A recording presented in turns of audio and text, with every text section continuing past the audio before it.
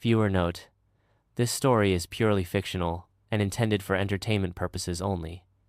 However, some content may be disturbing to certain audiences. Viewer discretion is advised. Chapter 23: International Relations and Economic Trade. The Department of Human Economic and Trade Coordination. The name sounded a bit clunky, but this unassuming sounding body held real power over the entire world. It was like an invisible global control center, one hand firmly gripping the pulse of global currencies, financial activities, and trade data. The other holding a judgment hammer harder than anyone could have imagined. Economic disputes between nations, no matter how complex, thorny, or historically rooted, had no choice but to come to the table here for mediation. And once the Coordination Department issued a ruling, it took effect immediately. No appeals, no delays, no excuses. Anyone who dared to mess with the supreme principles or was reckless enough to openly defy enforcement, well, they just made the biggest mistake of their lives. The details would go straight to their regional headquarters, followed immediately by a full assembly convening. Presidents, oligarchs, global power players, all would be invited to stand before the representatives and face judgment. In the end, a vote would decide whether you'd be held personally, criminally liable. Just the thought of it sent chills down spines. Who would dare to mess around after that? After the Supreme Council officially began operations, this system didn't just stay on paper. It became a real, living tiger, descending the mountain. Those old forces that used to rely on unilateral sanctions and trade embargoes to strangle others, like the Starland Nation, the EU bloc, and all those who'd grown used to the idea that might makes right. Now, all of them had gone quiet. Their corporations didn't dare make a wrong move.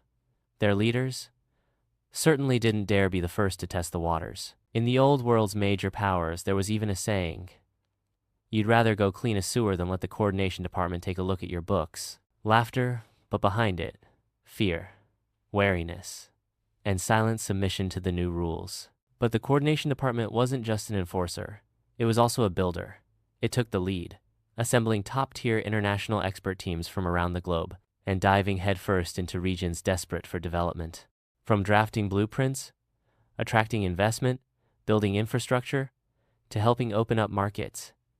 The whole package, one-stop service. The efficiency of resource integration was staggering. Those developing nations, long trapped by political chains, economic barriers, and technological blockades, which made up over 80% of the global population, finally, they could run free. And their needs? They were simple, real, immediate. Outdated production lines discarded by developed regions? Here, they found a second life. Old generation electronics? Snatched up like treasures. Businesses were thrilled. Why? Because their R&D costs had already been recouped in their home markets. Now, they were looking at massive markets many times larger than their own. And the best part? Pure profit. One auto parts factory owner shouted excitedly during an online meeting, "My old model engines, the ones that have been sitting in storage for years, they're selling like crazy in Zanzibar, Africa. The locals say they're 100 times better than the iron lumps they used before." More importantly, the shadow of war finally lifted. The pressure to survive? Gone.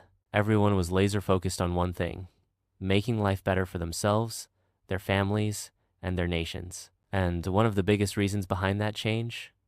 The complete opening and sharing of technology. You wouldn't believe it.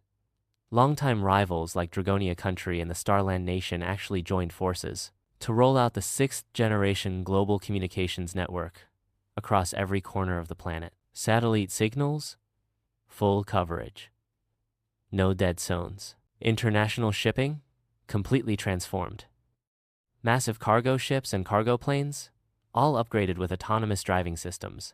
In port control rooms, operators sipped coffee leisurely, watching ships on their screens, docking, loading, unloading, all on their own.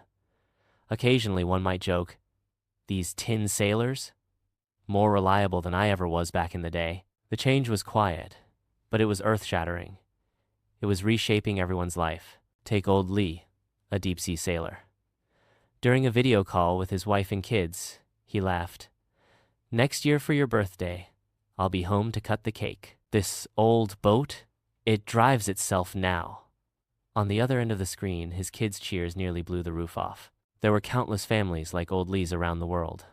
They were, little by little, getting back the precious time stolen by distance, war, and uncertainty. The world of trade, now free of technological barriers, was operating with unprecedented vitality and efficiency. And the Department of Human Economic and Trade Coordination?